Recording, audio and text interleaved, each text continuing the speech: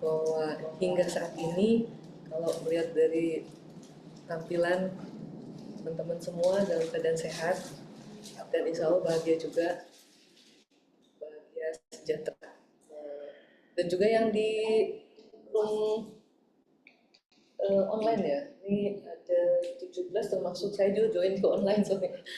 Mungkin sekitar 14 orang ya. Terima kasih untuk kehadirannya, terima kasih tentunya atas undangannya. Pak Hari, kalau di FTT gitu yang saya ingat dia namanya mirip-mirip Pak Hari, ada Pak Hari Sandi juga. Kemudian Pak Hendra hahaha gitu. Ya gitu, jadi kemudian yang agak berbeda Pak Oni lah, tapi ada I-nya juga ya. Nah mirip-mirip. Terima kasih.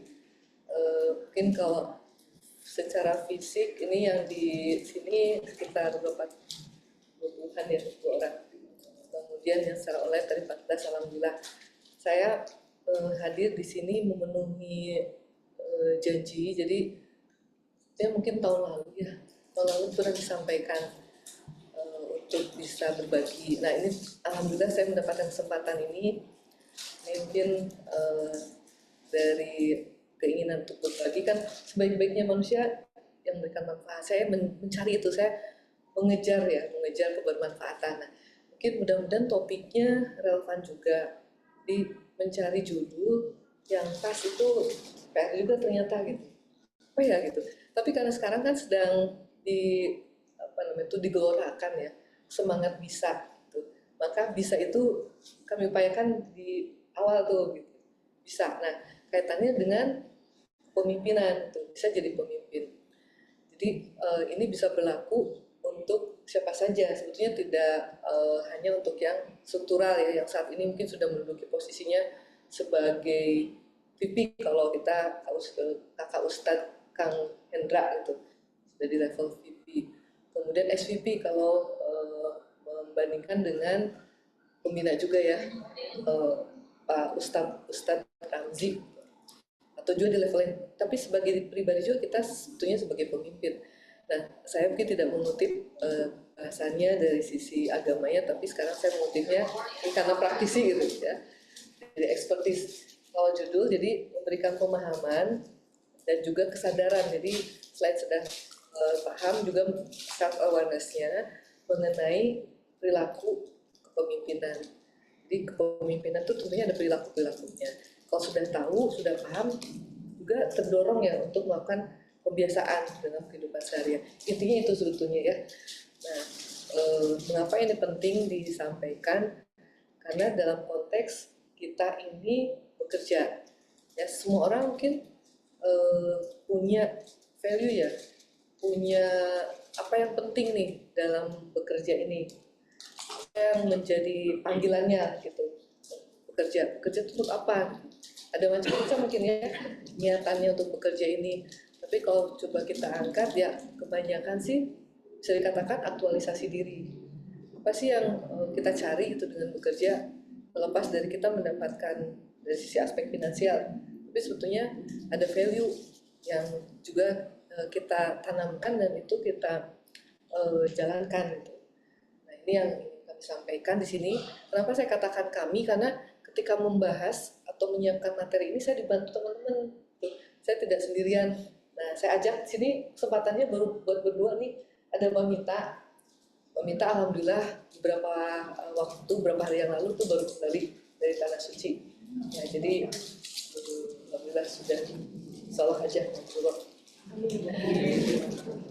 Mohon doanya dan mohon didoakan juga nantinya saya. Kemudian ada Mas Romi. Salam sama ya. Waalaikumsalam dari Assessment Center Indonesia juga.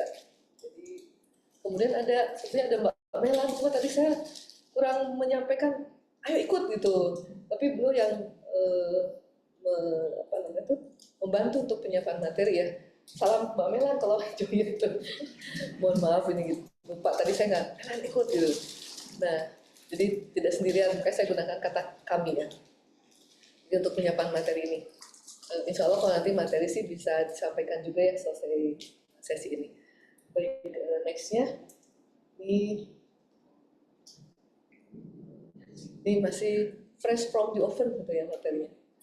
Bu Dewi tuh ada materi nggak nanti biar dipelajari, materi nanti kasih di flash di flash from the oven ya. Nah jadi kita nih sebagai manusia di lingkungan kerja seperti apa? Kalau kami melihatnya ada pendekatan yang relevan ya, bahwa sebagai individu nih ada elemen-elemen ya, jadi elemen manusia, elemen pekerjaan, kemudian lingkungan. Nah, ketika di pekerjaan ini kita berinteraksi tiga-tiganya, kita sebagai individu itu kan di dalamnya tuh ada motif kita, ya, ada keterampilan kita, ada juga sikap kita. Nah, kita berinteraksi nih dengan pekerjaan. Dan pekerjaan tuh ada tuntutannya juga, requirement-nya apa sih, sebagai siapa gitu. Sebagai officer, sebagai senior officer, sebagai manager, sebagai senior manager dan seterusnya tuh ada requirement-nya pekerjaannya. Tapi juga tidak bisa diabaikan tuh dengan lingkungan sekitar tuh. Kalau kita melulu hanya menyelesaikan pekerjaan ya, dan tidak ada interaksi kan tidak mungkin juga ya. Nah, ketiga elemen ini bisa nextnya Mbak Mita, itu saling berinteraksi ya, karena sifatnya itu dinamis. Ini interaksi terus menerus. Kalau secara teori dan memang prakteknya juga semakin selaras ketiganya ini, insya Allah semakin baik. Kalau kita melihatnya dari sisi organisasi, bisa dikatakan semakin produktif. Tapi kalau melihat dari sisi orangnya, kan sekarang juga booming ya, well-being gitu. Sedikit-sedikit biasanya, healing dulu gitu, untuk well-being ya. Jadi ada dua nih, secara organisasi itu berarti produktivitasnya yang dilihat, kalau secara individunya berarti well-being-nya ya. Nah kalau semakin selaras tuh, tadi bertemu tuh elemen-elemen tiga itu, bagaimana orangnya ya, kemudian juga pekerjaannya, kemudian lingkungannya, itu semakin baik ya keduanya ini. Tapi ini tidak statis ya, semua tuh karena dinamis tadi kan berinteraksi ya. Apa sih buktinya? Buktinya ya, ini teman-teman mengamati, mungkin juga ada pembicaraan, si Fulan, biasanya kalau kita gunakan si Fulannya, si Fulan tuh dulu waktu jadi manajer bagus tuh orangnya gitu, tapi setelah jadi senior manager kok kayak gitu ya gitu. Oh, jadi bla bla bla bla gitu ya. Terus si X juga gitu, waktu jadi officer dulu jelek banget tuh, sekarang sudah jadi manajer kalem ya, terus bersahaja gitu. Nah itu karena terus menerus tuh orang tuh ya bisa dikatakan berevolusi ya, melihat pekerjaannya, terus lingkungan juga mensupport seperti apa. Nah, ini berinteraksi, jadi tidak statis. Orang itu bisa dikatakan baik buruknya tadi keselarasan tuh karena dinamis komponennya atau elemennya itu, maka keselarasan juga bisa up and down gitu ya, jadi bisa fluktuatif ya. Kalau kita ibaratkan keimanan tuh ya yang bisa fluktuatif. Nah ini juga sama ya, makanya itu harus terus-menerus di kalibrasi, dicek. Nah, ini gambarnya seperti itu, dan terus-menerus ada development gitu. Jadi tidak berarti jadi continuous atau sifatnya tuh lifelong gitu ya, learningnya tuh. Nah, sementara kita menghadapi lingkungan yang sekarang ya era digital ya.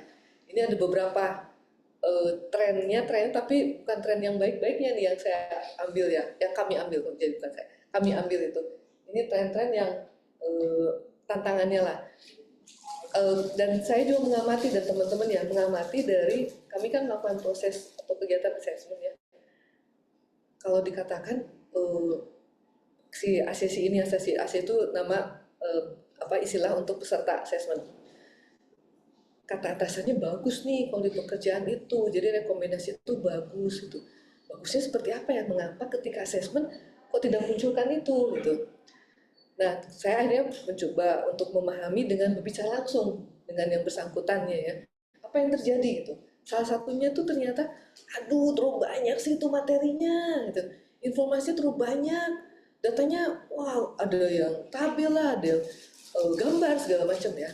Nah, dan itu ternyata tidak terjadi di satu dua orang saja, ternyata tuh banyak sekali yang seperti itu. Nah, setelah kami simpulkan, orang kok sekarang males ya untuk mendalami, tanda kutip ya males ya, untuk membaca gitu. Padahal kan dulu ya, perintah pertama yang dikatakan oleh malaikat juga ikro ya. Kita tuh suruh baca loh gitu. Nah, tapi ternyata challenge ini di Telkom kurang ya minat untuk membaca. Dan saya dapat juga pada satu kesempatan saya mengikuti satu kongres apa ya, tapi itu sifatnya internasional ya. ada findingnya dari researcher, ternyata challenge-nya orang Indonesia tuh minat untuk bacanya kurang. Jadi literasinya, readingnya tuh kurang. Nah ini juga challenge nih di era sekarang itu, kurang meluangkan waktu untuk membaca. Jadi maunya disodorkan gitu ya, bentuknya bukan narasi gitu. Nah itu kemudian juga mengandalkan AI. Jadi kan kalau saya alhamdulillah sebetulnya suka yang membaca, mungkin bisa berikan ke Mas Romi dan Mbak Mita baca buku one day one page gitu, masuk ya insya Allah Al-Quran gitu. Karena sekarang sudah ada ChatGPT apa langsung searching, oh dapat nih summary-nya gitu. Jadi oke, boleh seperti itu. Dan di dunia pendidikan juga akhirnya tuh ada yang tidak melarang, tapi harus ada bukti-bukti. Tambahkan bukti-buktinya ya. Apa nih kalau ChatGPT mengatakan seperti apa, mungkin DeepSeek mengatakan seperti apa, harus ada buktinya. Tapi ini yang challenge-nya nih terlalu mengandalkan sehingga proses melakukan kajian tuh jadi diserahkan gitu ya kepada AI-nya gitu. Nah ini yang menjadi challenging. Kemudian juga susah fokus lama, iya nggak sih? Mudah-mudahan ini saya bisa menahan teman-teman semua ya, tetap fokus gitu. Saya hitungannya detik bahkan. Kalau dulu tuh berapa menit sih? 30 menit lah bisa bertahan, 15 menit. Sekarang hitungannya detik, kalau sudah tidak menarik, udah di skip gitu. Itu juga challenging ya. Karena ada hal lain yang lebih menarik, apalagi kalau misalnya kita berdekatan dengan handphone. Bisa jadi tetek-tetek, sambil apa gitu, multitasknya di sini ya. Ada yang lebih menarik gitu. Itu challenging juga. Jadi fokus itu bertahannya sebentar. Kemudian juga tadi bergantung pada alat digital. Ini ada satu fenomena tuh jadi istilah tuh dehumanisasi gitu. Proses interaksi itu jadi dengan sesama manusia nih. Jadi juga termarginalkan gitu. Jadi kita bisa jadi ya teknologi sebetulnya misinya itu mendekatkan yang jauh. Tapi kadang-kadang menjauhkan yang dekat. Coba deh kalau kita perhatikan ya, saya sering melihat itu ya, saya pengguna LRT gitu. Mungkin kalau KRL belum tuh, tapi kan komuter lah ya. Saya perhatikan kalau masuk itu ya, kok nggak ada ya yang saling ngobrol langsung gitu. Semuanya tuh teks, semuanya tuh begini. Nah, jadi proses komunikasi itu ternyata menjauhkan yang dekat. Kalau bagusnya mendekatkan yang jauh ya. Ini karena kita bergantung pada kita apa-apa tuh coba gunakan ini. Ada bagusnya, tapi juga ada sisi negatifnya gitu, ada dark side-nya lah. Nah, akhirnya proses berinteraksi kita ini menjadi tadi berkurang. Gitu. Padahal kita manusia tuh makhluk sosial, akhirnya jadi makhluk sosial media gitu. Nah, itu ya satu sisi mestinya kita berimbang juga ya. Kemudian work-life integration ya, kita tidak bisa secara tegas nih memisahkan ya. Ketika bekerja, udah ya selesai nih, ada batas waktu. Mungkin kalau jam kerja oke jam 8 sampai jam 5 ya. Tapi bisa jadi keluar dari kantor tetap juga tuh terkoneksi ya ke pekerjaan. Nah, akhirnya istilah itu bukan work-life balance, tapi work-life integration. Karena di pekerjaan pun, saat di kantor ya, bisa nggak kita secara tegas tidak ada interrupt dari urusan bukan pekerjaan. Ya keluarga yang nelfon lah gitu ya. Terus juga ada urusan lain, mungkin di rumah sedang ada pembangunan, sedang renov, atau tukang punya rencana terus perlu konfirmasi ya, mungkin bawa apa lah ya ditanyakan itu, kalau pompanya merek ini boleh nggak dibeli gitu. Nah, tapi kan perlu keputusan, mungkin bisa jadi di telepon atau ada berita-berita lain gitu, sehingga ini tuh work life integration. Nah mungkin ada lagi nih, ada lagi contohnya, mungkin teman-teman juga menghadapi ya, culture itu sekarang kita diminta serba cepat kan, hustle culture gitu, gak pakai lama ya, itu juga sama tuh challenge gitu. Nah terus jadi gimana dong? Nah ini kaitannya ke nextnya. Nah, sekarang kaitannya kita nih sebagai pribadi ini agak langsung jam ya. Sebagai karyawan nih, kita kan terus-menerus akan dikalibrasi. Ada aspek-aspek yang akan jadi indikatornya. Seberapa kita tuh efektif, seberapa kita tuh berkontribusi. Nah kalau di Telkom Group, ini ada 3 utamanya sebetulnya ya, yang dilihat dari karyawan ya, termasuk saya sendiri, saya juga dinilai 3 itu apa saja.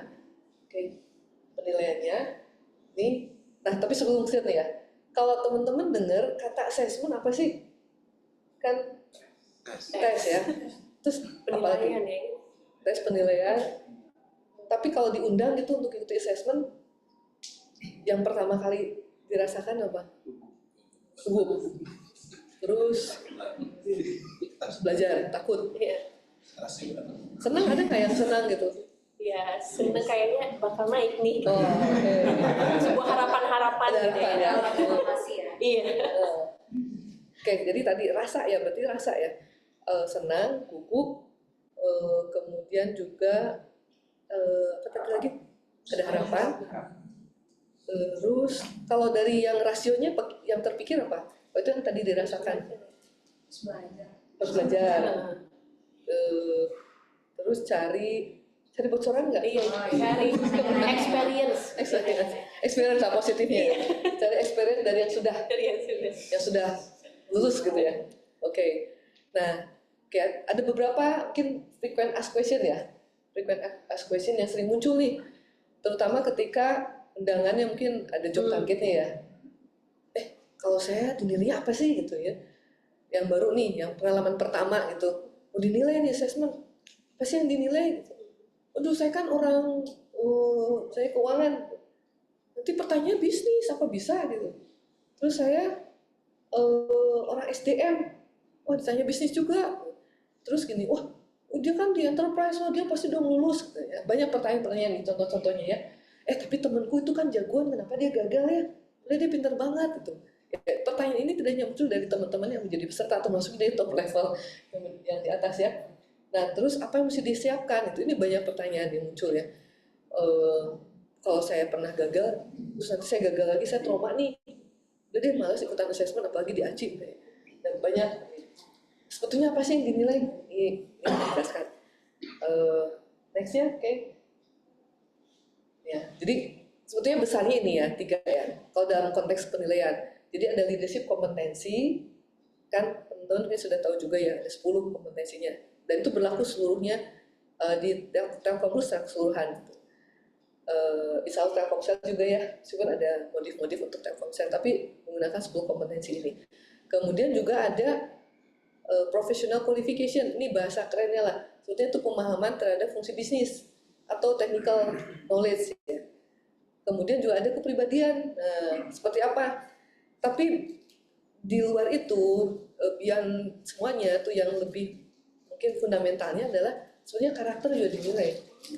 Nah, hanya memang kami sedang menyiapkan ya, toolsnya seperti apa, karakternya seperti apa, itu juga sedang dirumuskan untuk Telkom Group, kemudian ada penilaiannya juga.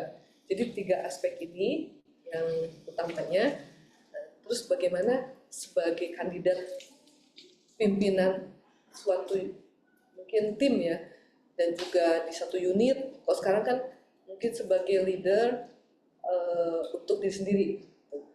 Tapi juga ada yang sudah menjadi leader dalam satu tim. Ada juga yang leader sebagai leader di satu unit. Ya bahkan kalau sudah di levelnya divisi atau center itu, ataupun di anak perusahaan ya, itu leader satu entitas. Ini beragam soalnya di teman-teman ini. Nah, ini yang ingin kami sampaikan. Tapi saya ingin juga apresiasi ya teman-teman ini mengikuti kegiatan di MTTG ini.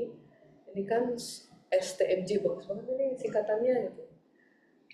Itu juga bagian dari bagaimana teman-teman itu mengembangkan kepemimpinan tentunya.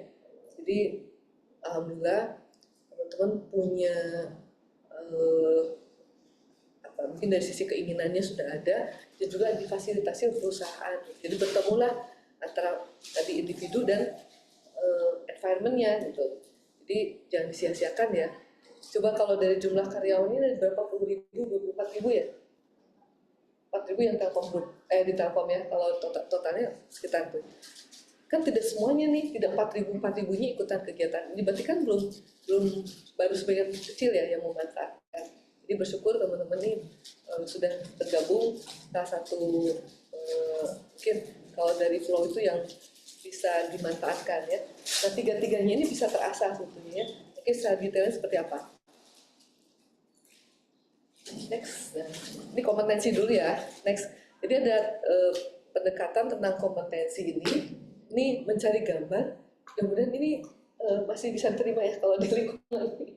Soalnya gambarnya laki perempuan ini, gambarnya ini aja. Dan ini mengambil dari satu pendekatan ya. Dan kompetensi itu kalau dibuat mudahnya itu ada knowledge ya, ada skill, ada attributes. Nah, tapi kalau dilihat dari atas tuh kan dulu biasanya kita KSA ya, tapi kalau dilihat dari yang bisa terlihat langsung tuh S-nya dulu. Skill tuh bisa terlihat langsung kan. Kalau knowledge kan baru bisa terlihat kalau dia mengatakan ataupun dituangkan dalam tulisan ya. Kalau skill kan biasanya dari kaitannya dengan panca indera bisa kelihatan. Ini isinya. Kemudian attitude. Jadi kalau digambarkan tuh isi kepala gitu, ini panca indera, terus isi hati lah udahnya. Itu kompetensi. Nah, kompetensi itu baru bisa terlihat kalau dalam wujud perilaku gitu. Ini bentuknya tuh harus kelihatan nih perilakunya apa. Jadi diimplementasikan dalam bentuk perilaku. Nah, itu bisa terlihat lagi ada outputnya, hasilnya apa gitu. Apakah kinerjanya, jadi mungkin dari sisi jumlah gitu ya dihasilkan, atau target waktu yang dipenuhi gitu. Kemudian juga dampaknya apa? Tadi ada dari sisi finansial atau dari sisi kepuasan kan bisa ya dari riset ini. Nah, ini sederhananya seperti itu. Dan kalau dari riset yang dilakukan, kompetensi itu menyumbang kepada kinerja ya. Ini 43 sampai dengan 64%. Jadi besar ya. 43% sampai 64% kontribusinya. Selain tadi ada pengalaman, ada motivasinya juga. Oke, next. Nah, ada pendekatannya itu kami gunakan lagi seperti kursi lah. Kursi itu kan ada kaki-kakinya ya. Kaki-kaki minimal 3 tuh. Kan biasanya ada 4 ya, tapi kakinya tuh minimal 3. Ini ya, knowledge, skill, dan attitude. Terus attribute gitu. Nah, kalau salah satu tidak ada kan jomplang tuh, kecuali bangun lagi kaki 2. Ya, oke. Ini metaforanya. Nah, kalau dari ini ada lagi psikolog sosial ya, kalau Kurt Lewin ini. Kurt Lewin mengatakan bahwa perilaku kan tadi komunitas itu adalah kumpulan perilaku ya. Perilaku itu adalah fungsi dari orang itu dengan environment-nya gitu, dengan lingkungannya. Jadi dianya seperti apa, lingkungannya seperti apa sehingga itu muncullah perilaku. Ini ya gambarannya. Nah, di kita seringkali kebanyakan tuh yang dilihat atau diukur tuh yang bagian yang mudah terlihat, skill, knowledge ya, khususnya kombinasi tuh. Kalau pengembangan tuh ada technical, ada juga yang non-technicalnya ya, personal attributes gitu, kompetensi secara keseluruhan supaya utuh. Jadi kalau orang tuh tadinya tidak tahu, jadi tahu kan relatif itu cepat ya. Dari yang tidak bisa menjadi bisa itu lebih cepat. Tapi kalau dari yang tidak mau menjadi mau, itu butuh waktu ya, didorong-dorong, ditarik-tarik gitu, belum tentu juga. Nah ini ya, jadi yang di bawah ini menggambarkan sebagai gunung es, itu permukaannya lebih sedikit kan yang muncul di permukaannya, makanya Titanic itu sampai tenggelam. Yang dilihatnya kan di atas tuh kecil, padahal di bawahnya tuh lebih besar, nabrak gitu lah kelihatan ya. Nah ini sepertujuhnya kalau dari teorinya itu sepertujuhnya yang di atas itu, jadi 6/7-nya itu yang tidak terlihat. Itu sama ya. Oke, next. Nah terus harus terlihatnya di wujud nyata nih. Jadi ibarat gini ya, kalau si singa ini main sirkus itu ya, ini ceritanya si kucing sih sebenarnya itu jadi singa, karena itulah kompetensi itu seperti itu gitu. Kita tuh acting as sebetulnya ya, kita udah tahu requirement-nya seperti apa, persyaratannya seperti apa. Nah cobalah kita menampilkan dulu seperti itu. Oke, next. Ya tadi contoh nih, contoh spesifik. Sekarang dari bisa itu survey excellent ya. Bisa ini kan sebenarnya diterapkan untuk semua ya. Tidak terlepas dari apakah dia di officer sampai ke level yang tinggi. Kan S-nya service excellent, ini contohnya customer focus. Kalau dijabarkan knowledge-nya itu apa? Pelayanan kepada pelanggan internalnya ya. Setelah pekerjaan ini atau tugas ini saya kerjakan, siapa sih yang menjadi customer saya berikutnya? Berarti yang mengerjakan gitu ya, next customer kita. Kita harus tahu tuh kebutuhan unit lain yang menjadi internal customer kita tuh apa. Nah, ini pengetahuan tentang layanan pelanggan. Jadi tidak hanya yang langsung berkaitan dengan customer eksternal yang harus tahu tentang kebutuhan. Jadi kita juga yang internal ya. Mungkin kan kalau dari IA ya, Dewi ya contohnya ya, kan di internal saja ya customer-nya. Kita kan tidak keluar ya, tidak ke misalnya pelanggan IndiHome, kita tidak ke situ, tapi kita punya internal customer gitu. Kemudian juga ke self image nih, kalau kita nih yang kuatnya punya panggilan ya, tanda kutipnya calling gitu, melayani itu kan lebih lebih apa namanya sincere, lebih natural gitu memberikan pelayanannya, senyumnya juga ikhlas gitu. Kalau yang dibuat-buat mungkin masih bagus juga, tapi kan terlihat ya senyumnya ikhlas. Nah ini yang di tempatnya personality, yang di attitude nih. Tapi kalau orangnya misalnya ini ada teman-teman mungkin juga familiar ya, introvert, extrovert atau extrovert itu. Terus bagaimana kalau saya kan orangnya misalnya ya, saya tuh orangnya bukan yang suka gitu loh dengan suasana banyak orang gitu, karena tadi introversionnya lebih kuat ya. Gimana dengan tugas pelayanan? Ya tetap bisa juga gitu ya kalau tugasnya menuntut seperti itu. Tapi memang kalau yang extrovert tuh, yang extrovert tuh bisa lebih keluar tuh energinya ya. Contohnya misalnya tugas-tugas pelayanan tuh yang ada masalah nih harus bertemu dengan orang banyak. Kalau yang introvert mungkin harus dilatih dulu. Nah ini sini. Tuh, tapi juga ini ada skillnya berkomunikasi. Teman-teman, kalau saya bisa duduk di sini berbagi gitu dengan teman-teman juga tidak langsung jadi nih dulu ya. Ini mulai kalau ke belakang banget. Saya tuh punya, setiap orang tuh punya istilahnya tuh turning point atau mungkin istilahnya I want to be there gitu. Itu saya pernah lakukan atau pernah terjadi di saya tuh ketika SMP. Ketika SMP tuh saya ngobrol tuh biasanya satu-satu nih gitu. Saya melihat teman saya cukup banget dia pidato gitu di depan publik itu ya, seperti orator itu SMP kelas 1. Nah, gimana caranya ya? Oh, dia keren banget itu. Saya tuh punya I want to be there. Saya pengen seperti dia gitu.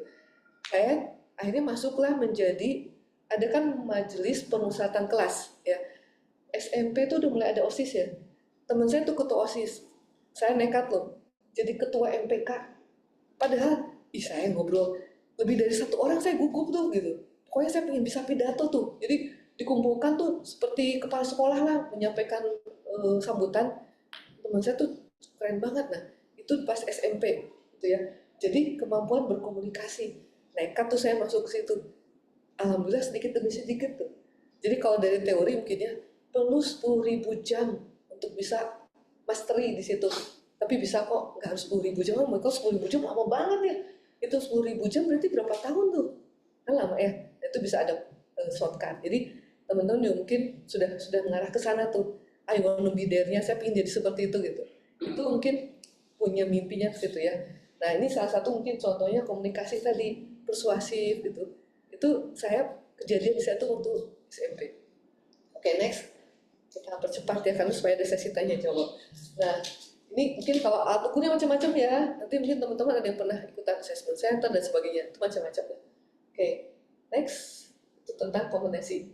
Next. Nah, ada 10 nih. Nanti bolehlah itu bisa searching ya. Atau nanti juga bisa share detailnya.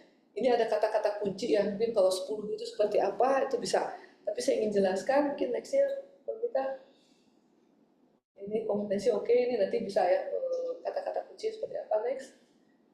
Nah, professional qualification, teman-teman juga harus punya bekal nih. Ya sekarang sebaik-baiknya kita kan juga harus punya ilmu ya. Kalau tadi saya juga baca quotes Rasulullah itu ketika memberikan penugasan, lihat kapasitasnya kan. Nah, kalau kita memberikan penugasan kepada orang yang tidak punya kemampuan untuk itu, berarti kita juga salah.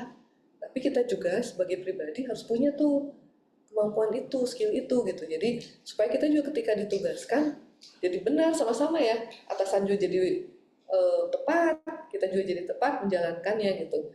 Nah, ini salah satunya adalah professional qualification. Betapa kita juga dituntut untuk paham. Meskipun saya misalnya orang human capital ya, nggak bisa saya melulu hanya orang taunya human capital. Saya juga harus paham nih keuangan, meskipun bukan jago ya, seperti Kang Ustadz Hendra gitu ke financial planningnya gitu. Terus kemudian juga mungkin terkait dengan proses auditing ya, tidak seperti Bu Dewi atau Ustadz Ramzi gitu yang dalam sekali untuk bagaimana auditor gitu. Tapi belajar juga ya.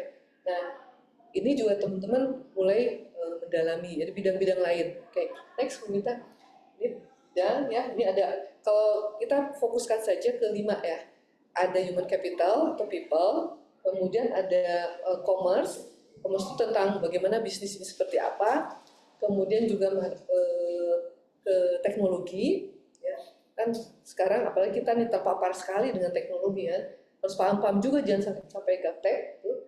Kemudian juga ke finance ya, paling tidak membaca ini untung apa tidak gitu, bisa diterapkan lah ya, yang model sederhana. Kalau istilahnya penambahan, pengurangan, pembagian, pengalian, kita tuh katanya yang paling sulit ya di pembagian gitu kan ya. Berbagi itu kayak paling sulit. Kalau penambahan tuh ya nambah-nambah gitu yang mudah ya. Urusan pembagian nih ya yang sulit. Nah, ini bercandaannya. Kemudian juga operation ya. Bagaimana proses bisnis itu harus kita juga pahami. Nah, sekarang jadi tidak hanya melulu ke satu bidang ya. Ini yang 5 ini. Ini soalnya dinilai nih sebagai karyawan kita juga akan dinilai. Kalau mungkin sini ada yang sudah mengalami ya, misalnya kan setiap bulan apa ya meminta CBA, berarti kan ada bulan CBA atau 2 minggu CBA ya. Nih yang membuat soal tahu nggak siapa? Bu Suri jangan, nggak usah katanya. Itu berarti. Ya, Berarti yang itu tuh. ada di tim Aci yang membuat materi. Nah, bagaimana kami membuat materi yang bisa diandalkan? Tentu harus paham kan bisnisnya, paham operation, paham apa-apanya gitu. Ya, jadi dalam supaya kami bisa diandalkan gitu, jangan nggak macam kok bikin soal seperti ini. Oke, ya next. Nah, satunya lagi itu adalah traits ya, kepribadian. Biar teman-teman juga familiar dengan peristilahan traits gitu ya. Mungkin sering juga kan sebut-sebutnya traits. Kalau kata mudahnya apa sih traits? Sebetulnya kata sifat sebetulnya. Adjektif. Ada berapa banyak traits atau kata sifat ini? Teman-teman kalau dulu kamus ya. Kamus itu kan ada bukunya, sekarang kan juga kan Google Translate. Nah, jadi tidak tahu ada berapa jumlahnya. Katanya, kabarnya itu ada berapa? 90.000. Kalau nggak percaya, coba dihitung. Adjektif, kata sifat tuh di kamus. Nah, sebanyak itu juga seperti kata sifat. Tapi ini kalau teori kami ini dibuat yang 5 saja yang utama. Nah, kalau biar gampang singkatnya OSEAS. Nah, dari gambaran ini sebetulnya kita bisa tahu loh, kita itu preferensinya kemana. Nah, hal ini sebetulnya ini ikhtiar kami ya untuk bisa mengenali kita semua sebetulnya, karena manusia itu misteri sebetulnya ya, seperti black box. Kan kalau pesawat hilang tuh yang dicari kan black box. Kita juga sama, kita tuh sebetulnya seperti black box itu, kadang-kadang misterinya tuh ingin dipecahkan. Nah, cara memecahkannya 3 dulu aja deh, kita identifikasi tadi ya, kompetensi, terus professional qualification dan kepribadian. Kita tuh seperti apa sih? Seperti apa tuh? Jadi kita tuh orangnya yang punya energi kalau ketemu orang lain, atau kita lebih suka ke dalam ya. Tapi bukan berarti kalau yang punya energi ke dalam udah jelas bagus tuh, kemampuan berhasil belum tentu juga ya. Tapi itu energinya tuh kuat tuh. Teman-teman sih bisa ngamatin ya. Ada yang kalau di keramaian seperti itu di pojok aja ya. Tapi ada juga baru kenal gini. Saya pernah punya teman tuh ya di kereta nih, duduknya agak terpisah. Terus saya tanya, temenmu di mana? Enggak, baru kenal. Hah, buset nih, kayak udah lama gitu, istilah Sunda tuh kayak udah kenal lama gitu. Bisa cerita hai gitu ya. Kok bisa ya? Itulah ciri-ciri orang yang ekstrovert. Hitungannya bisa detikan, menitan, bisa cerita ini. Kalau saya melatih diri ya. Biasanya pertanyaannya apa gitu? Mau kemana? Kan garing kayaknya ya. Pertanyaan kayak gitu, mau kemana? Udah jelas keretanya mau ke Jakarta, tanya lagi mau kemana? Gitu. Tapi kan sekarang kan kadang-kadang bisa sepatu turun di Kerawang kan gitu ya kalau naik bus ya. Tapi cuma pertanyaan-pertanyaan yang bola ini kalah ya ternyata gitu ya. Saya mau cerita tentang bola, tadi kan terlalu dalam lagi gitu. Nanti ditanya, iya menggolkan itu nggak berkembang juga ya. Nah, itu bisa dilatih nih, extraversion dan introversion itu. Ini saya agak jam langsung ke bagian yang mengembangkan ya. Ini intinya personality ya. Nah, itu juga dikaitkan dengan pekerjaan sebetulnya. Berarti pekerjaan tuh yang membutuhkan orang yang ekstrovert itu seperti apa gitu. Kalau orang yang dituntut tadi mungkin di tugas-tugas audit itu perlu yang seperti apa sih? Bisa jadi kan juga tidak terlalu banyak bicara gitu, bisa jadi ya. Kan nanti bisa jadi mana-mana, nah gitu. Ini kami cek, nanti kami cek ya, bukan berarti seperti itu. Nah, ini yang perlu sesuaikan ya. Oke, next. Nih, nah ini kenapa ada gambar ini? Karena kita semua tuh sebetulnya kalau punya ada strength ya, kita percaya diri. Bagus tuh kalau pekerjaan kan, kalau diberikan tugas itu percaya diri. Tapi kalau saking percaya dirinya dan itu sering dikasih tugas percaya diri, lama-lama jadi over tuh, berlebihan. Padahal self confidence tuh tidak boleh lebih. Kalau toleransi terhadap tekanan tuh memang harus kuat tuh. Gitu. Tapi self confidence harus pas gitu. Karena kalau kelebihan kita jadi over itu, jadi nggak lihat-lihat lagi yang lain. Nah ini seperti juga ini ibarat ya, kereta tuh udah ada rel, tapi kok kadang-kadang kita dengar ataupun baca, kalau dulu baca koran ya, sekarang kan bener TV pun didengar gitu, nggak dilihat kan. Sekarang nggak watch television tapi hear ya. Nah ada berita anjlok itu saja tidak di maintain tuh, tidak dipelihara. Sama ini juga istilahnya ya, personal itu bisa ada derailnya gitu, bisa anjloknya ya. Oke, karena sering sering digunakan tapi tidak dicek lagi. Nah terus gimana nih pengembangannya? Ini langsung saya jawab pengembangan. Bagaimana melakukannya? Tapi sebelum ke situ, tipenya seperti apa sih kita semua nih dalam belajar? Oke, next. Nah ini saya gunakan ITMV. Gitu. I itu seperti apa? Type-nya ya dalam sekali ya, yang dalam sekali. Misalnya di keuangan tuh saya kan tentang anggaran saja dalam tuh. Oke, gitu. Tapi ketika teman-teman mulai naik lagi nih ke tangga berikutnya, berarti bergeraklah ke T. Selain anggaran, ya, paham juga tentang collection, ya. Collection masih di keuangan ya. Tentang planningnya, tentang treasury, saya gitu. Nah ini T-nya ya, ada beberapa. Kalau di audit, misalnya audit untuk operation, audit untuk human capital, audit untuk apa ya T-nya. Nah terus M-nya itu lebih luas lagi, jadi ada mungkin bidang-bidangnya tidak satu ya, tidak di keuangan. Belajar juga tentang marketing, belajar juga tentang mungkin human capital, ya. Lebih areanya lebih luas lagi. Juga bisa ke unit lain. Nah, V-nya ini kami terjemahkan tuh caranya juga lebih luas gitu. Ya, kalau satunya itu kedalaman, terus keluasannya ini ya broadnya, kemudian luasnya nih caranya. Nah, teman-teman coba self reflection ya. Saya tuh tipenya seperti apa sih? Ya, kalau harapannya lengkap ya. Kalau sekarang masih di I, oh berarti mesti nambah mestinya sih. Tadi niatnya tuh sebaik-baiknya mungkin atau kita harus menjadi orang yang sebaik-baiknya tadi ya, punya kapasitas, punya kapabilitas gitu. ITMV itu yang makin luas. Nah kemudian tadi pengembangannya bisa dengan cara apa? Nextnya pengembangannya sebelum sana ya. Tadi kaitannya dengan seberapa kalau kita sekarang sudah dapat ilmunya nih, pengetahuannya. Contoh saya hari ini ya, seberapa teman-teman bisa menjaga informasi yang saya sampaikan, wawasan yang teman-teman dapatkan, menerap, tersimpan. Karena ada juga teorinya yang mengatakan cepat juga menguap gitu. Apalagi kalau sambil menguap menolak gitu ya. Jadi penguapan gitu. Bukan penerapan atau penyerapan ya. Nah, cepat sekali nih kalau knowledge itu. Ini ada Ebbinghaus ya. Baru 1 jam aja udah berkurang loh tuh. 80% ya? 20%. Esoknya berkurang lagi. Sisanya berapa? 40%. Lusanya 2 hari kemudiannya itu berkurang lagi. Sampai lama-lama 1 bulan kemudian habis. Nah, jangan sampai seperti itu gitu. Jadi bagaimana bisa bertahan? Ini ada lagi pendekatannya. Oke. Nextnya, ya. Kalau orang tadi dikatakan dia tuh bagus ya kalau di pekerjaan, terus kenapa kalau di tes kok kurang sih?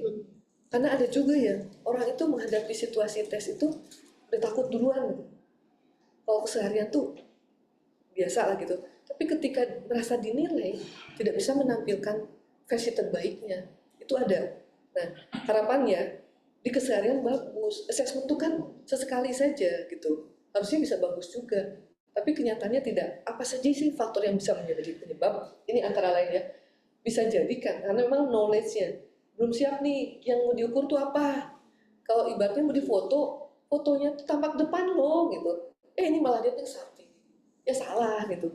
Terus disuruh senyum, terus cemberut gitu ya. Itu knowledge-nya tuh. Knowledge-nya yang kurang. Tapi bisa juga kesempatannya. Nah, salah satunya mesti tadi ya kepemimpinan kan. Ternyata ada tesnya tuh harus bisa mempengaruhi orang lain. Tapi selama ini tugasnya tuh hanya untuk diri sendiri ya. Diminta untuk menyiapkan materi, diminta untuk membuat kajian, tidak ada interaksinya dengan yang lain. Tidak juga dimintakan yang sifatnya lebih strategi, opportunity-nya tidak ada. Nah, ini juga bisa membuat kombinasi itu tidak muncul. Kemudian juga barrier, misalnya nih harus bisa meyakinkan orang lain, tapi pernah punya pengalaman yang diyakinkan itu mungkin membuat dia jadi malu gitu. Terus berhadapan lagi dengan figur yang sama, nah, itu barrier tuh. Ya ketemu lagi sama orang dulu, bikin saya malu di depan umum misalnya, itu ada barrier tuh. Ya bisa juga karena tadi motivasi. Pernah juga saya nggak mau tuh ada kejadian gitu ya. Saya nggak mau menjadi direktur di situ. Tuh terlalu banyak ada apa namanya tuh intrik-intriknya gitu. Itu motivasinya tuh sudah ditutup gitu, melimitasi diri. Nah, hal-hal seperti ini yang membuat komunikasi itu juga tidak muncul. Nah, kalau teman-teman juga mungkin ya, ketika akan diuji tadi tidak muncul bisa jadi karena salah satu atau salah dua atau salah tiga atau salah empat-empatnya yang terjadi teman-teman. Nah, terus gimana nih caranya? Kalau tadi kita belajar ini cepat menguapnya, gimana cara bertahannya? Nah, kalau dari pendekatan nih, kalau kita belajar menambah ilmu saja, dampaknya terhadap perubahan perilaku itu hanya 10% ternyata. Harus ditambah lagi, membiasakan dengan skill, karena itu dampaknya lebih besar, 20%. Terus ada lagi yang besarnya lagi, experiential base. Nah, experiential base itu termasuk ini, teman-teman aktif di FTTG, karena itu melatih juga ya, mungkin ada satgas juga gitu. Ada yang sifatnya difasilitasi oleh perusahaan, mungkin penugasan di mana, penempatan di mana, tapi juga tidak semua mendapatkan kesempatan itu ya.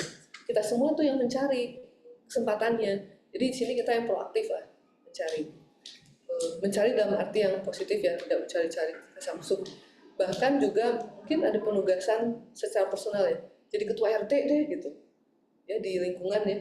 Itu bagian juga pengasahan. Menjadi koordinator di apa ya, asosiasi atau komunitas. Nih. Oke. Mungkin sampai di sini dulu ya. Oke. Nah, pengembangan itu ya bisa terjadi ini paling cepat nih kalau kompetensi itu 3 bulan. Kalau knowledge tuh hari ini, bahkan bukan hari ini, saat ini ya, tadinya tidak tahu, diberitahu langsung tahu tuh, kan cepet tuh. Tapi seberapa bisa kita retensi itu tadi ya tergantung seberapa kita melakukan pembiasaannya. Ini 3 bulan. Nah, tapi ini tergantung dari pribadi juga, seberapa cepatnya itu. Tergantung juga dari seberapa difasilitasi oleh lingkungan. Ini ada berapa ya. Dan kesulitannya. Kesulitan tuh kalau tadi yang terkait dengan diri ya, terkait dengan value, terkait dengan aspek-aspek personal itu lebih lama. Contohnya apa? Kemampuan meyakinkan orang. Gimana mau meyakinkan orang? Kita sendiri juga kurang yakin diri. Nah, gimana kan itu? Ya, tingkat kesulitan kompetensi. Kemudian situasi hidup personal. Mungkin punya tadi trauma gitu. Itu bisa tuh membuat menjadi lebih lama. Oke, nah ini tapi ada positifnya 3 bulan. Jadi jangan berharap instan kalau untuk perubahan ini ya, kita lambat laun itu karena yang bisa bertahan. Next, terima kasih.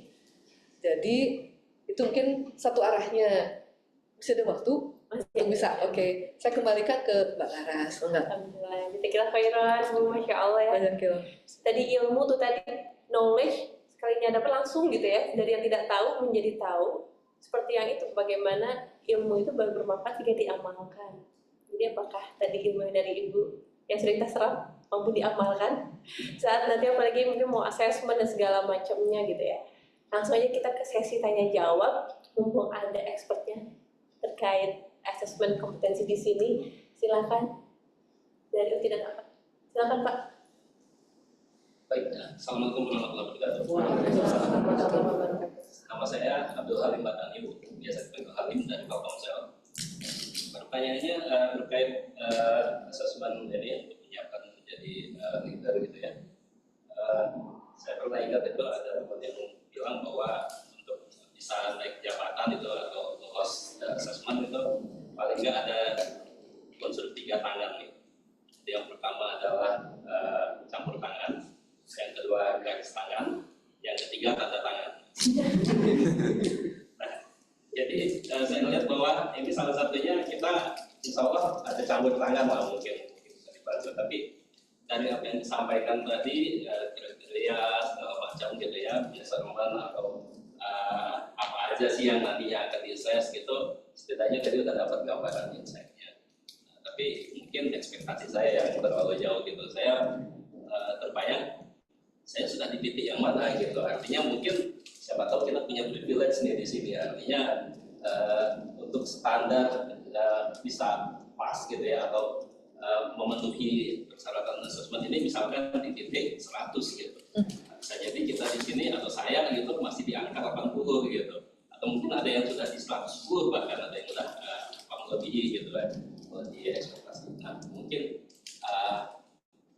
ada nggak Bu, atau mungkin di kesempatan berikutnya kita mungkin bisa simulasi gitu atau seperti apa, atau mungkin ada tipsnya secara singkat apa sih sebenarnya measurement atau kriteria gitu. Terima kasih. Terima kasih. Langsung saya jawab. Silakan. Mas Salim, terima kasih. Tadi apa? Tangan itu? Campur tangan, garis tangan, tanda tangan. Yang dasarnya lagi cuci tangan. Cuci tangan dulu kita sebelum makan. Nah, jadi kalau itu ya sih tanda tangan akhirnya kan dapat SK ya, tanda tangan itu.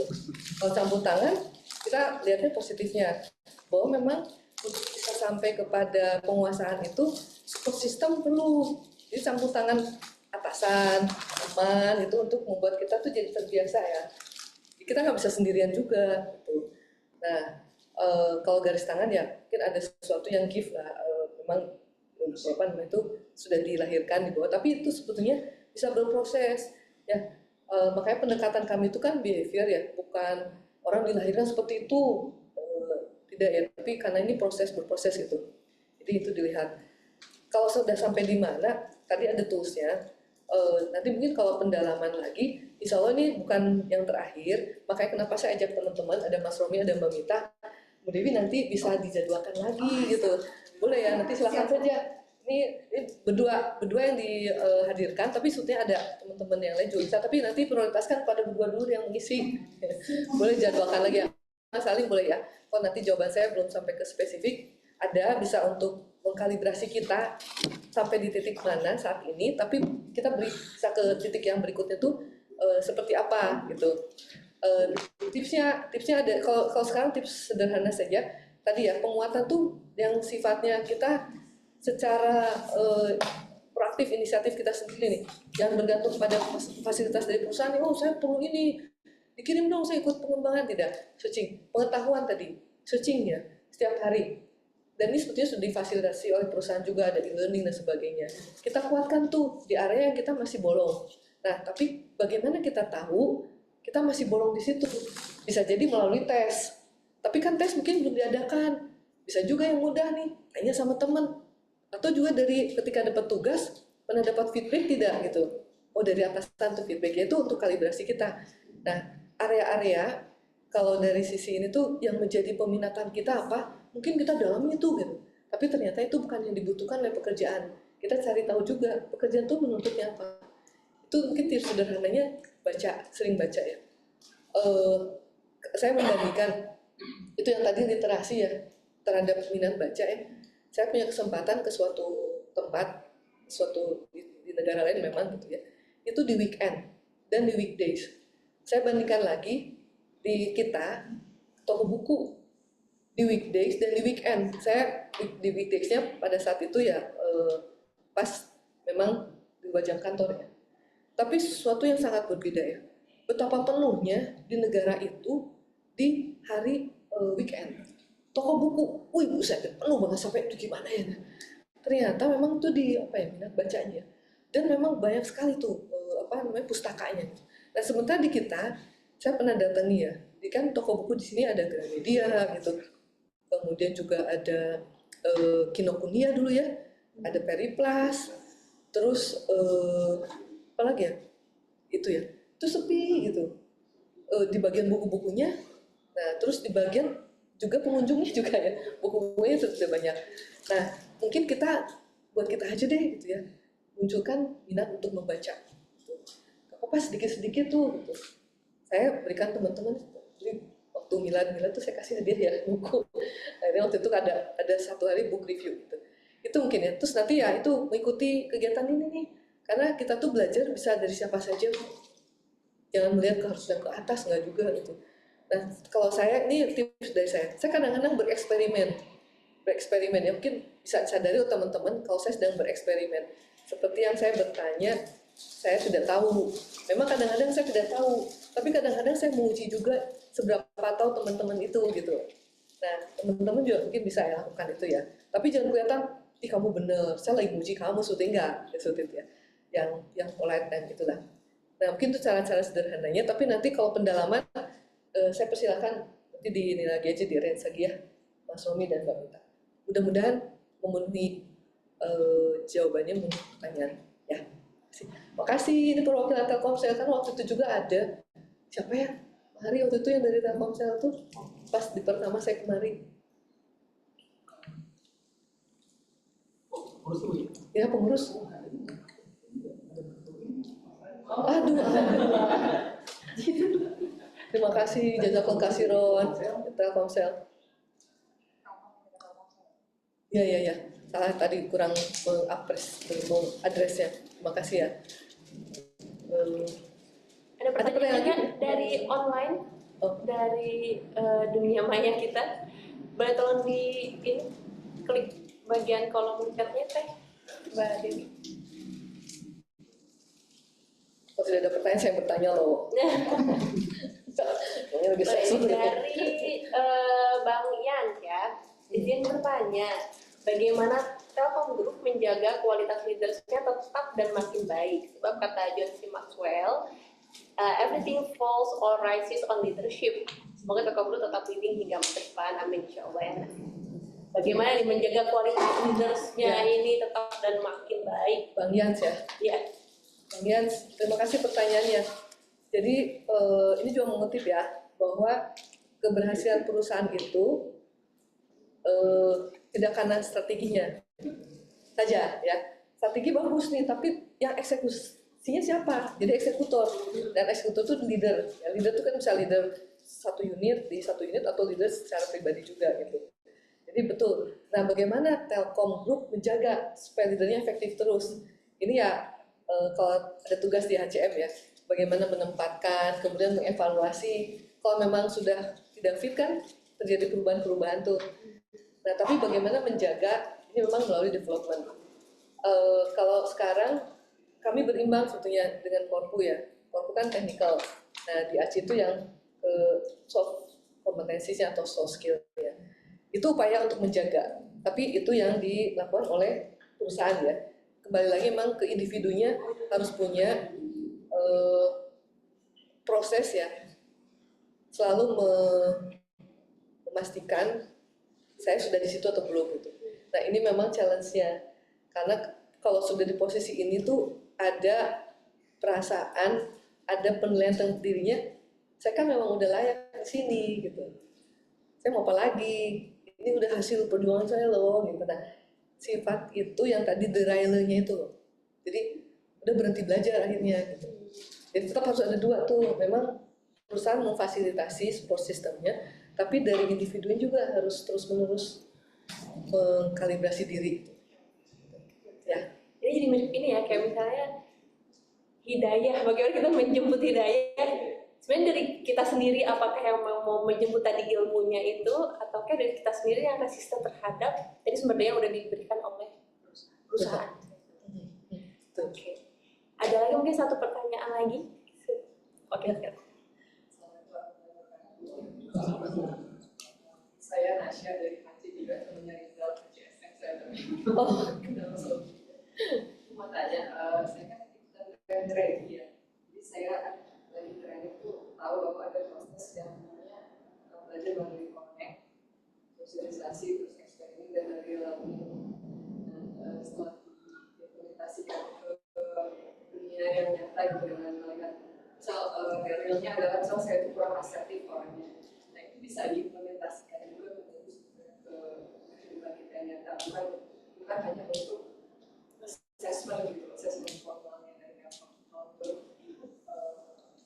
caranya kita tahu formal kita di mana, terus mengembangkannya itu di mana, itu ada cara juga bisa terukur gitu. Atau kita sadar bahwa kita kurang misalnya di administratif atau komunikasi. Ya, langsung jawab ya. Silakan. Terima kasih Mbak Nasya ya, temennya Rizal dia ya. Jadi kalau tadi contoh-contoh itu betul. Jadi proses kita mengetahui kita ada di mana kan ada toolsnya, ada matriksnya ya, alat ukurnya. Tapi kalau mungkin alat ukur yang saintifik ya bisa dipertanggungjawabkan. Gitu. Tapi kalau cara sederhananya seperti apa? Bisa juga kan tadi melalui feedback. Kalau kita misalnya berinteraksi dari penugasan itu ternyata ada kenjangan tuh, itu dia bisa tahu. Tapi kalau kita sendiri ini biasanya tuh dapat insight ya, oh ternyata saya kurang gitu. Itu bisa juga karena tadi sensitivity-nya ya, peka gitu loh, oh ternyata saya kurang. Contoh misalnya tanpa dikatakan, saya udah tahu, oh ternyata dia cocok dengan cara saya bicara misalnya, karena diamnya itu ya.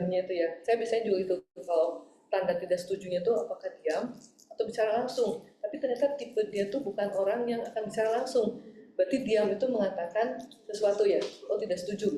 Nah tadi cara contohnya ya, kalau kurang asertif, melatihnya seperti apa?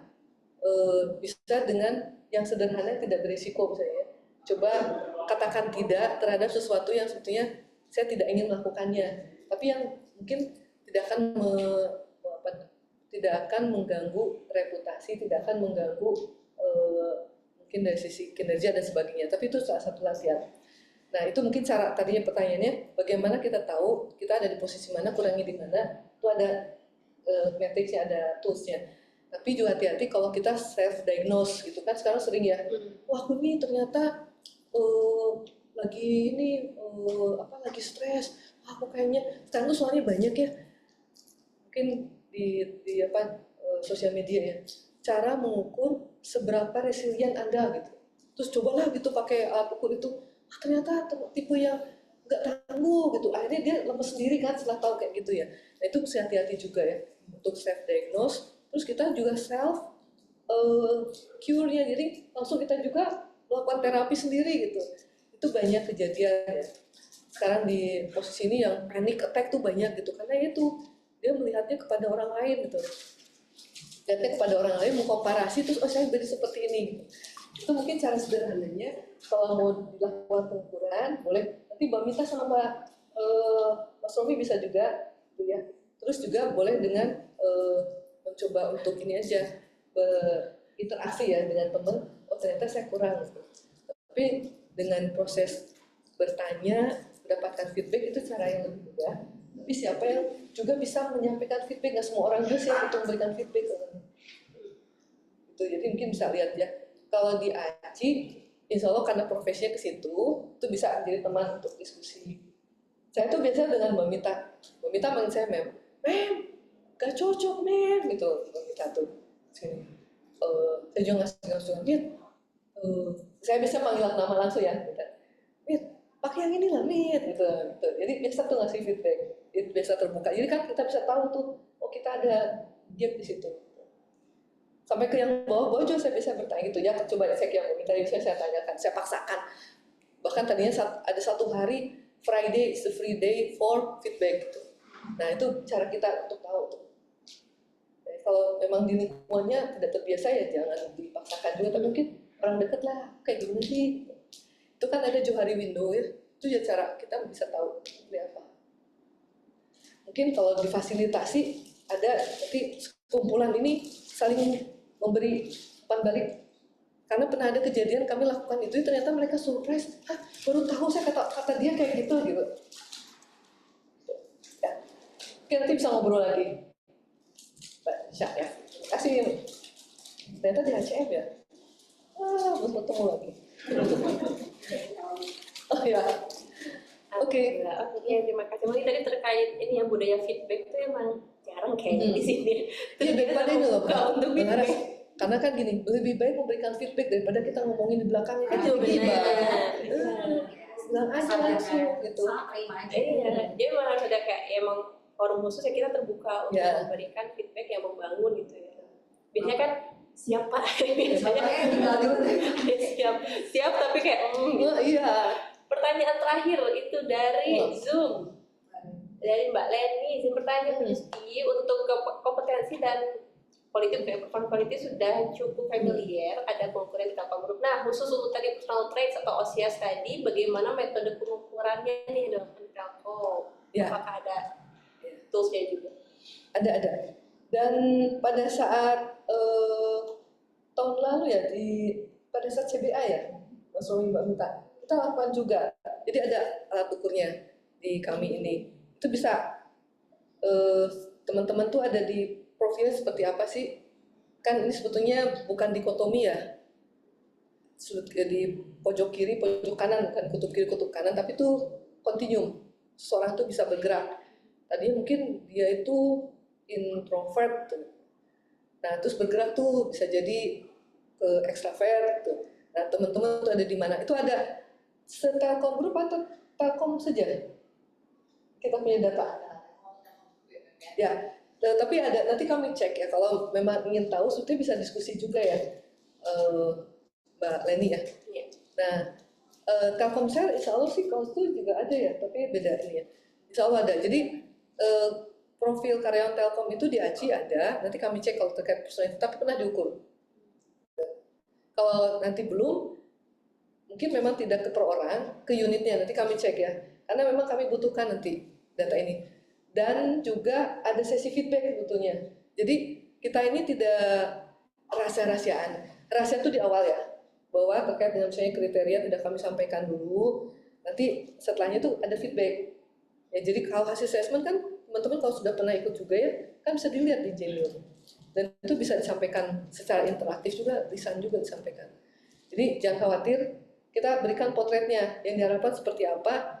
Oh terlalu itu ke kiri gitu ya, harusnya ke tengah gitu, nah itu diberitahu. Ya sebetulnya niatnya tuh pengembangan. Itu.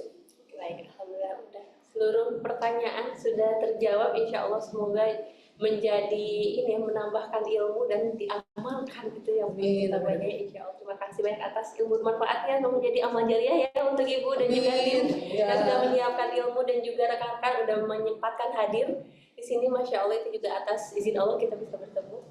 Kami selaku dari panitia mohon maaf bila ada kekurangan, izin kita akhiri karena sudah waktunya kembali untuk meningkatkan kompetensi kita tentunya. Mohon maaf bila ada salah kata. Wassalamualaikum warahmatullahi wabarakatuh. Waalaikumsalam warahmatullahi wabarakatuh. Saya juga maaf kalau ada yang kurang. Waalaikumsalam warahmatullahi wabarakatuh. Teman-teman semua yang Terima kasih. ada kurang nanti materi ini bisa. Waalaikumsalam, terima kasih. Salam, terima kasih. Terima kasih ya. Dulu dari Bang Terima Tasiro. kasih. Kita foto dulu. Foto sini lagi. Foto apa aja kalau dulu ya. Dia kalau bagus sini nih dari. Oh iya benar.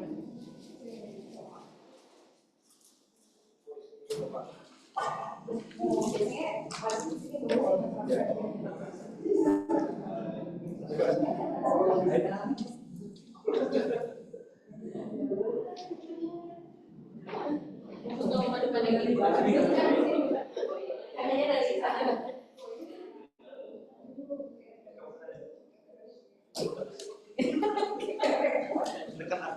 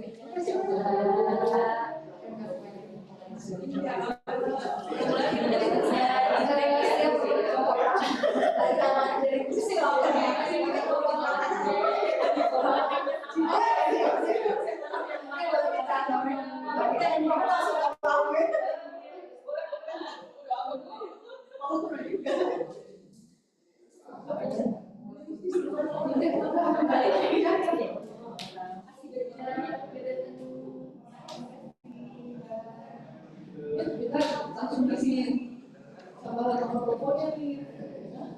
Kita isi sama nomor teleponnya dan nanti di sesi berikutnya. Terima